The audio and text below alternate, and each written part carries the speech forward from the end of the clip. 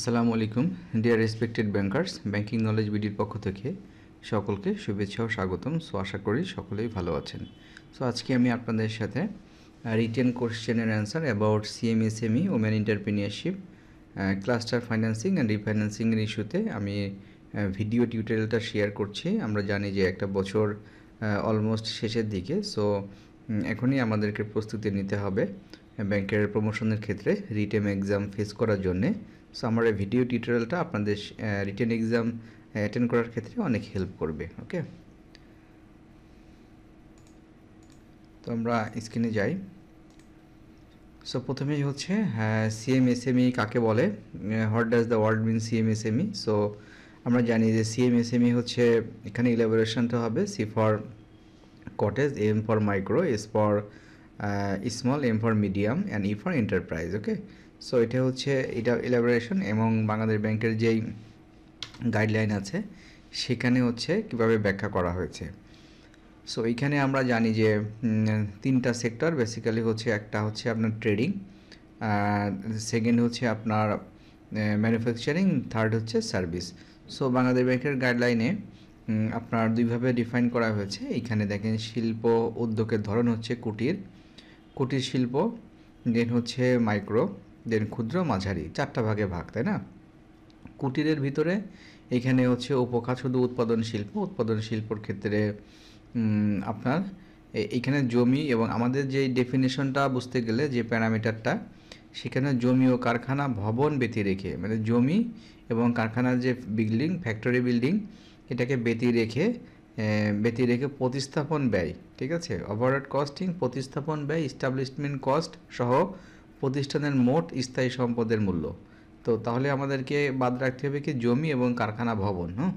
তো 10 লক্ষ টাকার নিচে হলে, এবং দুইটা প্যারামিটার, একটা হচ্ছে টাকার অ্যামাউন্ট, স্থায়ী সম্পদের মূল্য, একটা হচ্ছে ফিক্সড অ্যাসেটের যেই ভ্যালুয়েশনটা, এই ভ্যালুয়েশন প্লাস হচ্ছে প্রতিষ্ঠানে কর্মরত জনবলের সংখ্যা। এই দুইটা প্যারামিটারের উপরে বেস করে ডেফিনেশনটা বাংলাদেশ ব্যাংক দিয়েছে।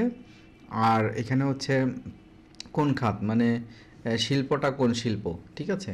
সো শিল্পর ভিতরে আবার ভাগ করেছে CMSME, তার মানে হচ্ছে প্রথমে কুটির, তারপরে মাইক্রো, দেন হচ্ছে ক্ষুদ্র, তারপরে হচ্ছে মাঝারি। ওকে, তো আমাদের উৎপাদন শিল্পর হচ্ছে যদি জমি এবং কারখানা ভবন ব্যতি রেখে প্রতিস্থাপন ব্যয় সহ শিল্প প্রতিষ্ঠানের মোট স্থায়ী সম্পদের মূল্য 10 লক্ষ টাকার নিচে থাকতে হবে। এখানে 10 লাখ হচ্ছে 10 লাখের নিচে, এবং সদস্য সংখ্যা দেখেন পারিবারিক সদস্য হতে পারে, অন্যান্য সদস্য সমন্বয়ে 15 জনের অধিক নয়। সো এইটা। আর মাঝারির ক্ষেত্রে, এই কুটিরের ক্ষেত্রে কিন্তু আপনার সেবাটা নাই, ঠিক আছে, জাস্ট হচ্ছে উৎপাদন, ম্যানুফ্যাকচারিং কনসার্ন। দেন হচ্ছে মাইক্রোর ক্ষেত্রে উৎপাদনশীল এবং সেবা দুটোই আছে।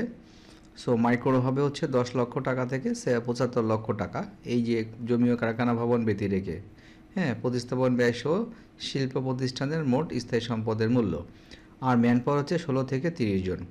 সেবার ক্ষেত্রে কি হবে, সেবার হচ্ছে 10 লক্ষ টাকার নিচে এবং সর্বোচ্চ 15 জন, এটা। আর ক্ষুদ্র শিল্পর ক্ষেত্রে সেম, উৎপাদনশীল এবং সেবা, ম্যানুফ্যাকচারিং এবং ট্রেডিং দুটোই আছে। সো এইখানে হচ্ছে 75 লক্ষ টাকা থেকে 15 কোটি টাকার নিচে, এখানে হলো ম্যানুফ্যাকচারিং ক্ষুদ্র, এবং ম্যান পাওয়ার হচ্ছে 31 থেকে 120 জন। দেন হচ্ছে সেবার ক্ষেত্রে 10 লক্ষ টাকা থেকে 2 কোটি টাকা। এই যে এইখানে সেবা ছিল মাইক্রো 10 লক্ষ টাকার নিচে, এইখান থেকে হচ্ছে 10 লক্ষ টাকা থেকে 2 কোটি টাকার নিচে। ওকে, ম্যান পাওয়ার হচ্ছে সর্বোচ্চ 15 জন ছিল এইখানে, আর এইখানে হচ্ছে আপনার 16 থেকে 50 জন। সো এই সেবার সাথে সেবা রিলেটেড, উৎপাদনের সাথে উৎপাদন রিলেটেড, ঠিক আছে। উৎপাদনগুলো দেখেন, এখানে উপরে ছিল কুটিরে 15, এখানে কিন্তু 16 থেকে 30, তাই না। এখন ক্ষুদ্র শিল্পতে 31 থেকে 120, এইভাবে করে আমরা যদি এই প্রত্যেকটা উৎপাদন শিল্পগুলো পাশাপাশি বসিয়ে কম্পেয়ার করি, দেন কিন্তু আমাদের মনে রাখতে হেল্প হয়, এবং সেবাগুলো যদি পাশাপাশি বসাই তাহলে হেল্প হয়। দেন ক্ষুদ্রটা বললাম, তারপরে মাঝারি দেখেন 15 কোটি টাকার অধিক এবং 50 কোটি টাকার বেশি নয়, এবং ম্যান পাওয়ার 121 থেকে 300 জন। তবে তৈরি পোশাক শিল্প শ্রমঘন শিল্পের সর্বোচ্চ 1000 জন হতে পারে। দেন হচ্ছে মাঝারির ভিতরে আবার সেবা হচ্ছে 2 কোটি টাকা থেকে 30 কোটি টাকা হচ্ছে এই যে প্রতিস্থাপন ব্যয় সহ শিল্প প্রতিষ্ঠানের মোট স্থায়ী সম্পদ 2 কোটি থেকে 30 কোটি টাকা, ওকে, সেবার ক্ষেত্রে। এবং ম্যান পাওয়ার হচ্ছে 51 থেকে 120 জন। আর ট্রেডিংটা এখানে বাদ আছে। সো ট্রেডিংটা হচ্ছে বাংলাদেশ ব্যাংক একটু আলাদাভাবে ডিফাইন করেছে। ট্রেডিং হচ্ছে শুধু মাইক্রো এবং ক্ষুদ্রর ক্ষেত্রে হবে। মাইক্রো হচ্ছে দেখেন এই যে জমি ও ভবন ব্যতি রেখে একই এইখানে 10 লক্ষ টাকার নিচে স্থায়ী সম্পদের মূল্য আপনার প্রতিস্থাপন ব্যয়সহ ব্যবসা প্রতিষ্ঠানের মোট মূল্য হচ্ছে 10 লক্ষ টাকার নিচে এবং ম্যান পাওয়ার হচ্ছে 15 জন। এবং এখানে একটা জিনিস অ্যাড হয়েছে, ব্যবসা প্রতিষ্ঠানের turn over. So turn over হচ্ছে সর্বোচ্চ 2 কোটি টাকা, ওকে, মানে লেনদেন বা টার্ন ওভার, ওকে, বার্ষিক লেনদেন সর্বোচ্চ 2 কোটি টাকা হবে মাইক্রো। আর ক্ষুদ্রর ক্ষেত্রে আপনার এই যে প্রতিস্থাপন ব্যয় সহ ব্যবসা প্রতিষ্ঠানের মোট স্থায়ী সম্পদের মূল্য 10 লক্ষ টাকা থেকে 2 কোটি টাকা পর্যন্ত ক্ষুদ্রর ক্ষেত্রে, এবং ম্যান পাওয়ার 16 থেকে 50 জন, আর টার্নওভার 2 কোটি টাকার অধিক বা 20 কোটি টাকার বেশি নয়। এই হচ্ছে ক্ষুদ্র, ঠিক আছে। সো এইভাবেই করে কিন্তু আমাদেরকে মানে মনে রাখতে হবে। দেন হচ্ছে আমরা কোশ্চেন নাম্বার 2-তে আসি। হাওয়ার cottage micro and small medium enterprises set financial limits. So Bangladesh ব্যাংকের গাইডলাইন অনুযায়ী এই যে সেক্টরগুলো আছে কোন কোন সেক্টরে কত টাকা লোন পাবে, ফিনান্সিয়াল লিমিটসটা তাদের কি হবে বা সর্বোচ্চ লিমিট কত হবে সেইটা আমরা দেখি। আমাদের বাংলাদেশ ব্যাংকের সার্কুলার অনুযায়ী 2.6 বলা আছে যে কুটির মাইক্রো ক্ষুদ্র মাঝারি উদ্যোগ CMSME এর অনুকূলে প্রদেয় খাতভিত্তিক সর্বোচ্চ ঋণসীমা। সো যারা আমাদের দেশের উদ্যোক্তা আছেন, এন্টারপ্রেনিউর আছেন, তাদের ক্ষেত্রে এই ভিডিওটা অনেক হেল্প হবে। আমরা যদি বুঝতে পারি যে আমার এই প্রতিষ্ঠানটা আসলে বাংলাদেশ ব্যাংকের ডেফিনেশন অনুযায়ী কোন সেগমেন্টে আছে, তো তাহলে কিন্তু আমাদের মাথায় লিমিটটা থাকবে। আমরা দেখে নিলে যে এই পর্যায়ে আছি, আমার প্রতিষ্ঠানটা এই ধরনের, আর এই স্ল্যাবে আমি আছি, তাহলে আমার লোনের তো সর্বোচ্চ সিলিং হচ্ছে এইটা। বাংলাদেশ ব্যাংক এটা হলো লিমিটটা সেট করে দিয়েছে, এর উপরে কখনোই যাবে না, তাই না? তো তাহলে দেখেন সর্বোচ্চ ঋণসীমা, এখানে ঋণসীমা কুটির শিল্পর ক্ষেত্রে উৎপাদন শিল্প। সো কুটির যদি হয় এবং উৎপাদনশীল যদি হয় আপনার ম্যানুফ্যাকচারিং, তাহলে সর্বোচ্চ 15 লক্ষ টাকা পাবে। মাইক্রোর ভিতরে আছে উৎপাদন সেবা এবং ব্যবসা।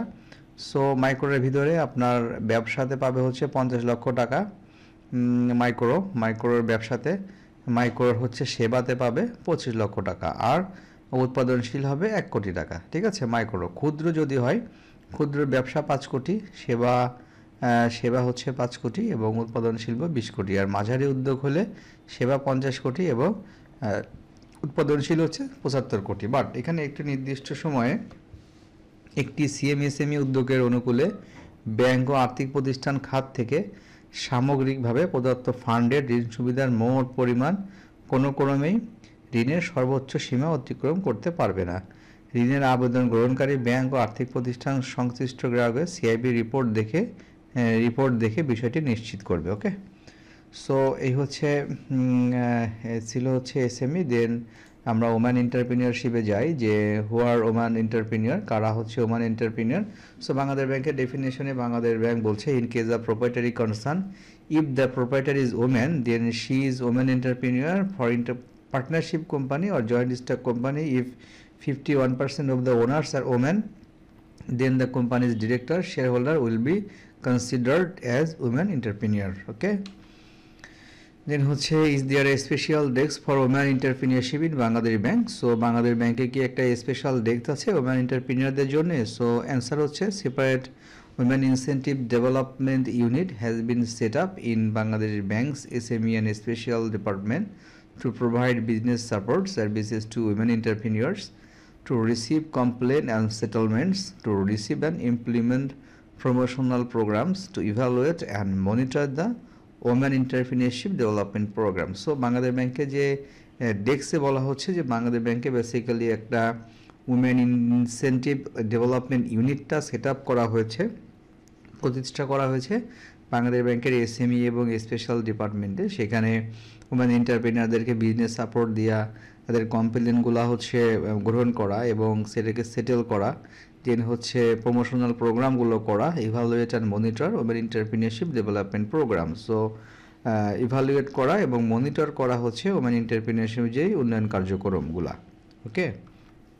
Then question number 5, what should a woman entrepreneur does to start a business? So কিভাবে দেখেন এটা বলা হচ্ছে she must first decide on her business, so the right business location and take into consideration the infrastructural facilities. Then হচ্ছে the product service of the business must be selected, business feasibility needs to be evaluated, a complete plan for the product including product marketing strategies needs to be developed, trade license should be obtained. So কিভাবে শুরু করতে পারে? প্রথমে decide করতে হবে এবং একটা সঠিক একটা বিজনেস লোকেশন তাকে সিলেক্ট করতে হবে। দেন হচ্ছে তাকে ইনফ্রাস্ট্রাকচারাল ফ্যাসিলিটিস কী তার ফ্যাসিলিটিস লাগবে ইনফ্রাস্ট্রাকচারাল সেটাকে তাকে চিন্তা ভাবনা করতে হবে, কনসিডারেশন নিতে হবে। দেন হচ্ছে প্রোডাক্ট এবং সার্ভিসটা সিলেক্ট করতে হবে, বিজনেসের একটা ফিজিবিলিটি স্টাডি করতে হবে। দেন হচ্ছে একটা কমপ্লিট প্ল্যান করতে হবে প্রোডাক্ট মার্কেটিং স্ট্র্যাটেজিস কীভাবে হবে, তাই না? ট্রেড লাইসেন্স নিতে হবে।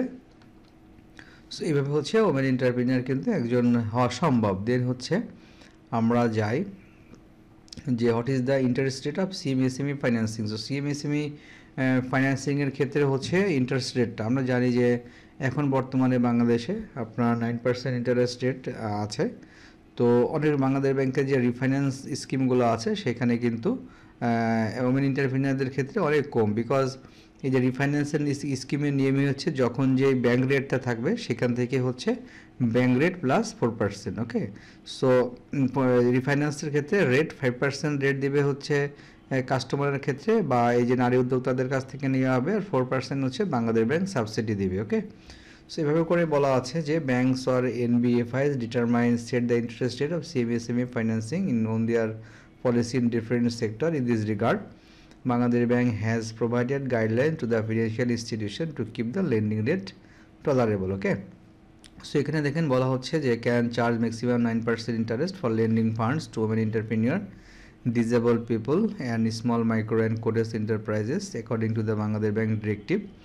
So commercial banks will be able to charge the bank rate plus a maximum 4% interest rate at the client level according to the directive. At present the bank rate is এখানে bank রেটের 5% বলা হয়েছে, যখন যেটা change থাকবে bank রেটটা একটু বাংলাদেশ ব্যাংকের ওই পোর্টাল থেকে দেখে নিতে হবে, তার সাথে আপনি 4% অ্যাড করে ইন্টারেস্ট রেটটা ফিক্সড হবে। ওকে, দেন what documents the banks or NBFI required in processing of SME loan. SME লোনের ক্ষেত্রে কি ডকুমেন্ট লাগে? আপ টু ডেট ট্রেড লাইসেন্সটা লাগে, NID কার্ড লাগে, ব্যাংক স্টেটমেন্ট বেসিক্যালি আপনার প্রিভিয়াস 3 ইয়ার্স আপনার লাগে, বিকজ 3 বছরের বিজনেস অভিজ্ঞতা আসলে একটা মানে দরকার একটা লোনের ক্ষেত্রে। তো জমি জমা যদি থাকে, যদি প্রপার্টি মর্টগেজ দিতে চায় তাহলে টাইটেল ডিড, পর্চা খতিয়ান, receive of electricity or telephone bill.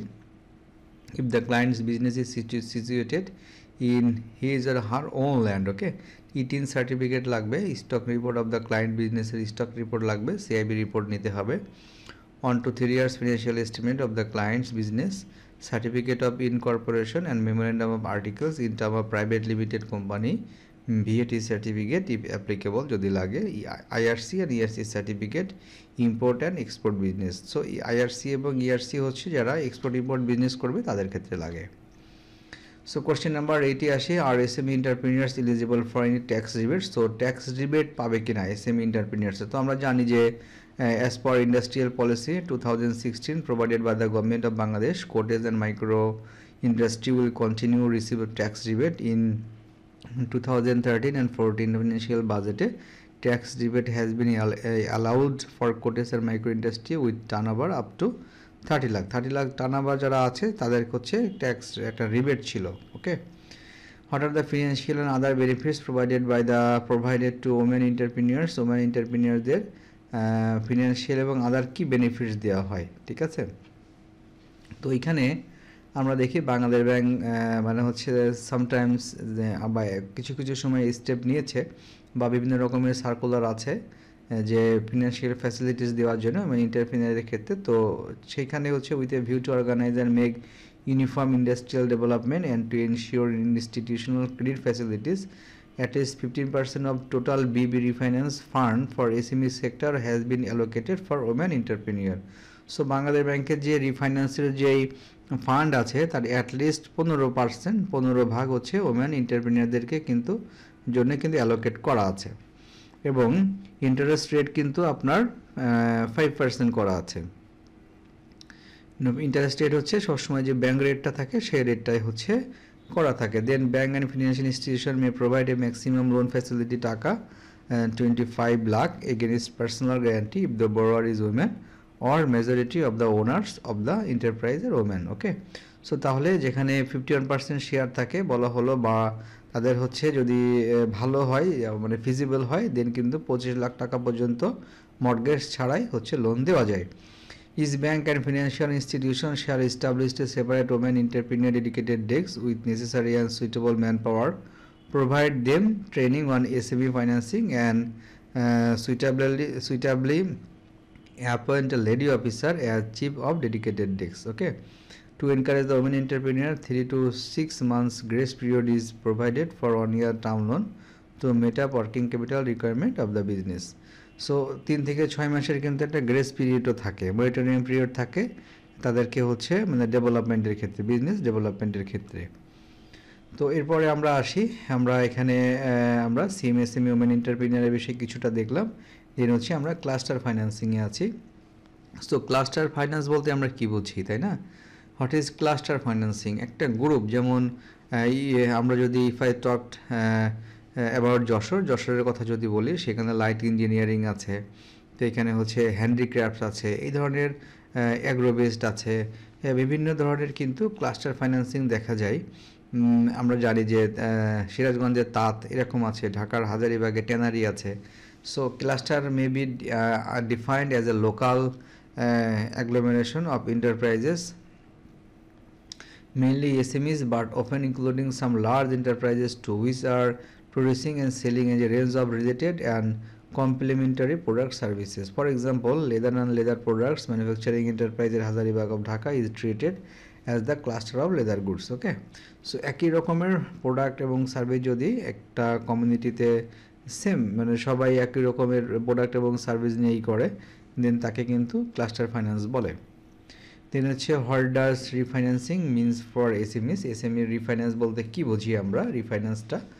So under various refinance scheme Bangladesh bank and financial institution at first disburse loan to customers and then apply for repayment to Bangladesh Bank. If loan is refinanced in the SME sector by the Bangladesh Bank, it is called SME refinancing. Several refinancing schemes have been launched by SME and a special program department of Bangladesh Bank for the development of SME sector. So SME refinancing বলতে refinancing যে এক ধরনের loan, সেটা হচ্ছে bank বা financial institution আগে হচ্ছে ক্লায়েন্টকে লোনটা দিবে, দেন হচ্ছে বাংলাদেশ ব্যাংকের রিফাইন্যান্স ক্লেমের জন্য আবেদন করবে। আর রিফাইন্যান্স ক্লেম হচ্ছে বাংলাদেশ ব্যাংক একটা সাবসিডি দিবে। সো ওই যে ব্যাংক রেট প্লাস 4%-এর যে ইস্যুটা আমি আগে বলেছি, সো কাস্টমার লেভেলে 5% ইন্টারেস্ট রেট হবে ব্যাংক রেট যেটা থাকবে, এবং বাকিটা হচ্ছে বাংলাদেশ ব্যাংক সাবসিডি দিবে, বাকিটা হচ্ছে ব্যাংক ইন্টারেস্ট রেটটা তখন 9 ফিক্সড হলে কিন্তু ক্লায়েন্ট কিন্তু দেবে 5%। ওকে, সো এই টাইপের লোন যদি এসএমই সেক্টরে দেওয়া হয় সেটাকে এসএমই ফাইন্যান্সিং বলা হচ্ছে। সো স্পেশাল ইন্টারেস্ট রেটের কথা আমি আগে বলেছি, এখানে বলা আছে। দেন হচ্ছে আমরা লাস্টে আছি যে general qualification for SME entrepreneurs. SME এন্টারপ্রেনিউরদের জন্য একটা জেনারেল কোয়ালিফিকেশনগুলো কি? সো এখানে হচ্ছে অ্যান্সার হচ্ছে to get financing from banks and financial institution, person usually needs to have 2 years business experience, trade license and applicable security. However, by considering the business knowledge, training knowledge of the entrepreneur and the potential for success of the project, the bank and financial institution are also funding to new entrepreneur. Okay, so স্বাভাবিকভাবে হচ্ছে qualification 2 বছরের অভিজ্ঞতা থাকতেই হবে, but exceptional কেসে হচ্ছে যদি খুব ভালো প্রজেক্ট হয়, ফিজিবল হয়, দেন হচ্ছে ব্যাংক কিন্তু নতুন এন্টারপ্রেনিউরদের ক্ষেত্রে দিতে পারবে। ওকে, দেন হচ্ছে is consumer loan and SME loan. Consumer loan, SME loan কি consumer loan? So simply answer is no. SME totally হচ্ছে ডিফারেন্ট, এবং কনজিউমার লোন হচ্ছে আপনার ইন্ডিভিজুয়ালি কোনো ব্যক্তিকে লোন দিলে সেটার হচ্ছে মোড হচ্ছে আলাদা, সেটা পার্সোনাল লোন, এটা car loan, home loan, credit card, এই ধরনের প্রোডাক্টগুলাই হচ্ছে আপনার রিটেল কনজিউমার লোনের ভিতরে পড়ে। আর এসএমই হচ্ছে টোটালি আলাদা। ওকে, এসএমই কনজিউমার লোনে দেখেন একটা ব্যক্তি, এখানে কিন্তু প্রোডাক্টের কোনো ইস্যু নাই, জাস্ট তার স্যালারি বা বিজনেসের ইনকামের উপরে।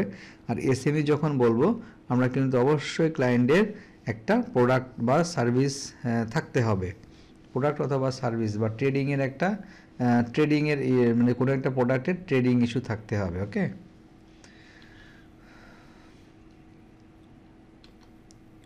সো লাস্ট কোশ্চেন হচ্ছে, does Bangladesh bank provide CMSME loan? Bangladesh bank কি সিএমএসএমই লোন দেয়? সো এখানে অ্যান্সার হচ্ছে সিম্পলি নট। বাংলাদেশ ব্যাংক সরাসরি কোনো মানে হচ্ছে প্রোডাক্ট নিয়ে বিজনেস করে না। বাংলাদেশ ব্যাংক গাইডলাইন বা পলিসি গাইডলাইন সেটা ইস্টাবলিশড করে, প্রণয়ন করে, এবং তার আন্ডারে যে শিডিউল ব্যাংকগুলো বাংলাদেশে আছে, তফসিলি ব্যাংক, তারা সেটা কার্যক্রম সেটা হচ্ছে পরিচালিত করে as per guideline of Bangladesh bank, এবং এই লোনগুলো তো মানে শিডিউল ব্যাংক থেকে দেওয়া হয়ে থাকে। So thanks for today, thanks for patient hearing.